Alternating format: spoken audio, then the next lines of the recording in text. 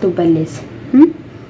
Caaltuutu balleessa caaltuuti jechuudha. Sababni isaayyuu osoo dubartii kana wal loltee jirtu kan bakkee ciisicha ishiitiin duwwaa qulfii geeddaratte kan bakkee nyaata ishiitiin geeddaranne taanaan lafa keetti lafa caaluu nagaa waaqayyoo waaqa jiraataa bakkaaf kallattii iddoo isin jirtan hunduma keessatti isin dhaafaa bayyatu hordoftoota Qidduu Biitii jedhu jalatti kan argamtan argamuu kan jirtan hunduma keessanii ifuu isiniin jecha akkamiin maayikiin koo akkamiin isiniin jedhanii waaqa kan qabaniin gabaabaa jedhan isiniin jecha guyyaa kaleessaa waan jaartiin ajii hojjattee baay'ee waan nama gaddisiisuu fi dhugaa waaqayyoo waan baay'ee laphee namaa tuqu jechuudha.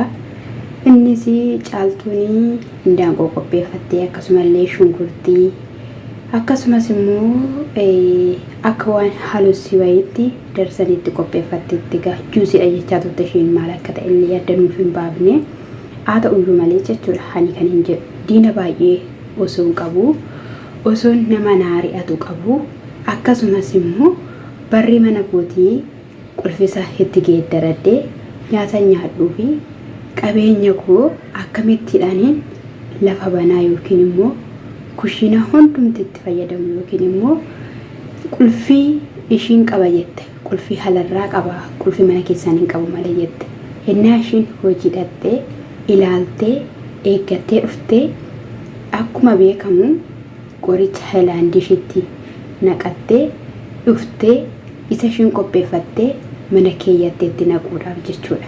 Ajaa'iba rabbiiti dhugaa dubbachuudhaaf jechuudha. Inni kunis immoo ishiin maaliif akka narraa dhaabbachuu diddee maaliif akka narraa of eeggachuu diddee naaf hin gallee namni dhuudhaa fi halkanii guyyaadha kan ishiin tattaafattu. Anis immoo hin ciisu nama naaf hin ciifne hin ciisu. Abbaa ishiin immoo nyaata kana qopheessiteefis beekaa hin beekan isaanii dhiita kana karaa nagaadhaan karaa boqonnaadhaan ofirraa yaa'aniiru jettee aara galfattee ayyaana kana dabarsuudhaaf kan isheen karoorfatte. Garuu yeroo ayyaanichaa isaaniif hin ta'u guyyaa gadda isaanii ta'a jette jechuudha.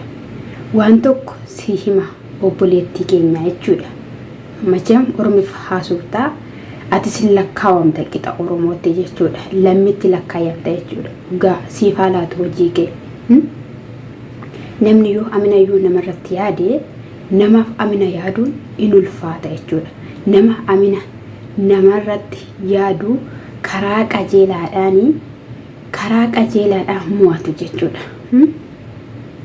Diina keef waan gaarii godhi jedha macaafni qulqulluun. Diina keef waan gaarii godhi. Diina keef amina goota taanaanii diinni keenuma sitti siqa jechuudha. Waan inni garuu diinni kee waan amaa waan si yaaduuf ati immoo waan gaarii gaafa goote gaarummaati gootuunan jechuudha. Diinni gaafa tokko maal ta'a yeroo hundayyuu malee gaafa tokko yoo son taane si gatee si dhiisee sirraa baqata jechuudha. Maaliif gaarummaan beeku ka inni amina malee ati immoo si manne ka aminaan gaarummaan malee yeroo tokko caaltuurraa wanti hubadhu kanadhas jechuudha. Diina ishiidhaaf yeroo baay'ee waan gaarii gooti jechuudha. Akka macaafa qulqullootes yeroo isheen jechuun jira biti akkas yeroo isheenatti fakkaattu jira jechuudha. Haa ta'uyyuu malee balleessaa guddaa qabdi jechuudha. Amma eessa jiru? Dhugaa dubbachuudhaaf anamma yoona viidiyoo isaanii hin agarree viidiyoo isaan gadi galakkisanis hin agarree isheenis immoo kan ishiin kaayyeeffattee diinni ishii akka diinatti kan ilaaltu abdii fi se'eedoodha jechuudha. Jaartiin hajji kun akkasumas immoo ishiidha jechuudha. Ofiinuu sabbaa manaa jedhamu raateessiteetti sammuu isaa waan ta'e gooteetti jechuudha. Ajaa'iba dhugaa rabbii baay'ee nama gaddisiisa jechuudha. Egaa akkasuma namoonni illee dubbachaa turan jechuun yeroo isheen kan hunduma gootu namoonni illee dubbachaa turan jechuudha. Eeggachaadha kan isheen gochaa turte jechuudha. Irrayyuu deebitee indaanqoo fi shunkurtii dhiquu dandeessi jette jechuudha. Shunkurtiin sunii fi indaanqoon sun immoo hubattaniitti yoo ta'e kan qulqullaa'e kan dhiqamee toora qabate daakamuudhaaf akkasuma muramee daakamuudhaaf kan qophaa'e fakkaata shunkurtiin sun jechuudha. Daanqoon sun illee dhiqamtee xumuramtee kan qophoofte fakkaatti jechuudha. Ishiinis immoo jetteetti hojii turtee dhufuu dandeessi ayyaana waan ta'eef dafteen galtuu kanarraatidhaan kan ka'edha kan ishiin qopheeffattee deemtee waan hundumayyuu sirreeffattee kan ishiin deemtee innaa galtuun dadhabdisi sa'aatii siin qabdu waan jetteefidha jechuudha. Na ajaa'iba dhugaa ishiin to'atteetti jechuudha. Asirratti caaltuu balleesse.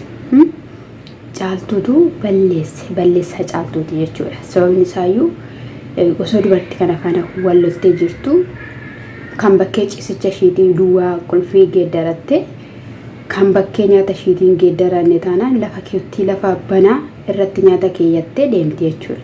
Maalidha mee kun jechuun gowwummaa nama kanatti dhugaa waaqaa jechuun garraamummaadha jedhee yaadanii wallaalummaa natti fakkaata jechuudha. Maaliif tokkoffaa waan namni ishiidhaan jedhu yoo dhageessu caaltu waan namni ishii gorsu yoo dhageessu koomentiidhaan dhaloonni baay'ee waan baay'ee barreessu waan baay'ee jedhuuni akkasumallee namni bilbileellee gorsanillee ni jiru innasaan miidiyaa irratti tokko caaltuun akkas jenne caaltuun akka hin dhageessu yeroo dubbatan hin argina waan ta'eef jechuudha. Hin fudhattu jechuudha. Yeroo baay'ee mul'atu immoo kan dubbachaa jiru meeshaa gosa jettu sana meeshaa kennuma isaan mana hin jirrellee fe'attee illee baatuu illee namoonni baay'een illee jedhaniiru jechuudha. Na mana koo jetti jechuudha. Ishiinis immoo mana sana keessaa akka hin baaneef waa irratti hojjechuun isheen oolu dhugaa dubbachuu waa irratti gochuun isheen oolu maaliif irratti hojii hojjetti kaa siniif haa galu irratti hojii ittiin hojii hojjetti yookiin immoo irratti hojii hojjetti. Eenyuudhaan viidiyoo waraabdi eenyurratti iyyiteeti akka ishiin mana sana keessa jiraattu akka ishiin achi akka ishiin iyyituyyuu jaartuun tachii kuniyyuu gochuu dandeessi jechuudha. Caaltu jechuudha. Innaa isa kanadha malee namni mana ofiisaatii hijaarirraayyuu gargar bahee lafa biraa kireeffate kan jiraatu kumaatamatu jira jechuudha. Kumaatama ijoolleen biyya harabaallee ijaarratanii kan qaban kan isaanii kireeffatanii jireenyaaf jedhanii iddoo biraa kanii kireeffatanii jiraatanillee baay'eetu jira jechuudha. Nama baay'eetu kan isaa kireessee iddoo biraatti kireeffata. Maaliif haala jireenya isaatiif wayyeeffachuudhaaf jechuudha. Yeroo tokko immoo namni manuma ijaarratee manuma kan isaa ijaarratee sababuma diinaadhaanii manicha keessatti boqonnaa yeroo dhabamu hin argama jechuudha. Kanarraatiin kan ka'e namni mana isaa dhiisee ni baqata jechuudha. Mana kiraa immoo akka barbaadetti gara barbaadetti geeddarachuu dandeessa. Yoollee akka carraa ta'ee manni kun kan ittiin kireeffamee gatii gadi bu'aadha yoo ta'e immoo akka bara innaa sana kireeffatteen ta'u osoo mana kireeffadhe jettee humna ishee tolis ta'uu danda'a hin beeknu garuu sanas haa ta'u kana hin dhiistee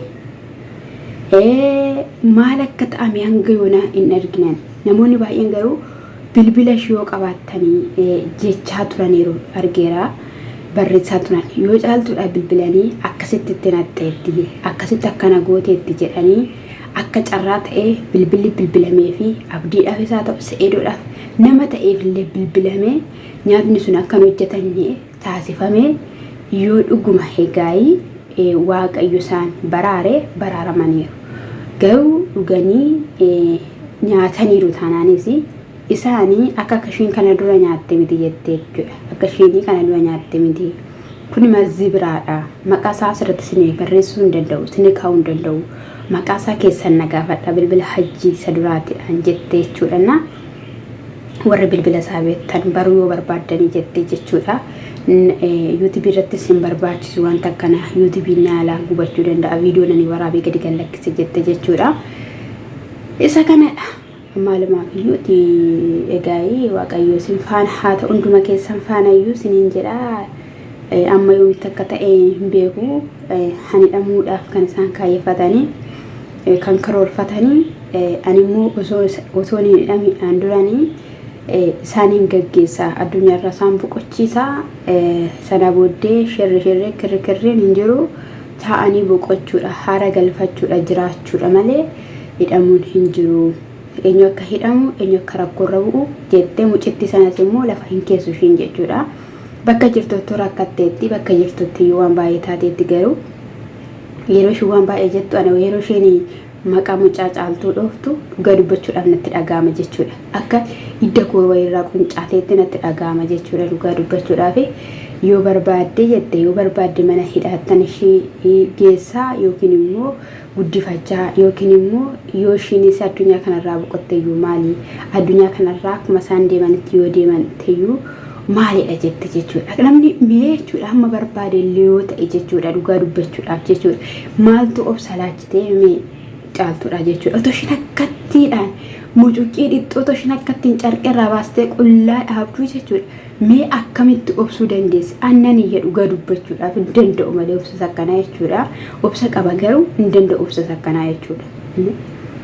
Otoo isheen akkatti jettu jechuudha. Nama mucaa raatu mucaa duudhaadhaan miidhadattee mucaa duudhaadhaan waan barbaadde akka barbaadde haasofte jechuudha. Isaan irratti haasofte osoo hin taane jechuudha.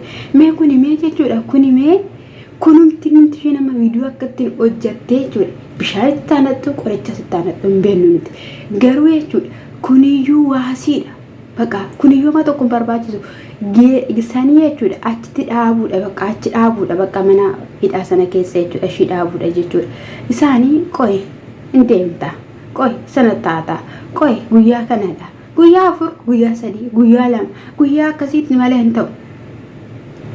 Nama wanjala hojjete sekendii tokko keessa sekendii tokko ittiin fudhatu nama wanjala hojjetetti jechuudha. Wanjala nyaadha dammoo ishiin lubbuu namaa balleessiteetti jechuudha. Dhugaa waanuma duubatti nama waan nama deebisu hin qabu lubbuu nama balleessiteetti jechuudhaaf jechuudha. Inde simmee duutaniitu dhaabachiisoo duute caaltu dhugaan siin jedha dhaabachiisoo jechuudha. Ittiin kennitu isa kassaste dhiistee jechuudha isa kassaste dhiistee jechuudha. Amma guyyaan hidhama isheeti achi waamamutti har'a poolis xaabiyaatti dhiisisuu ni dandeessa. Isa ishiin akkanatti hojii kana hojjattee ilaalchiste jechuudha. Maal jechuudha amma yoomitti edda amma gaaf kamitti edda amma lubbuun keessi keessaa baatutti si keessaa baatetti lubbuun kona keessaan baane jira jettee yaaduu dandeessa garuu isheen lubbuu keessi keessaa baasteetti jechuudha. Jiraatti lubbuu keessi keessaa baastee dhugaa dubbachuudhaaf isa kanadha sinin jechuun jaaladha. Warri immoo laayikii gootan oli irratti sitiin dhiyeessu dhugaan sinin jedha. Nama akkattiidhaan kana hojjetame maal hojii kan sin laayikii gootan nuti laayikii nu godha sheerii nu godha sabskraabii nu godha jennee miti kan sin kadhachaa oollu iyyee jennee jechuudha. Keenya yoo ilaaltan maali silaa dhaloonni bara kanaa lafa ejjaa lafa xuraa'ummaa malee dhaabbatu jechuudha. Amma deemaatti kan koo sabskraayib laayik sheer godha kan shidhiisaa siniin jedha eebbifamaa shaaluu.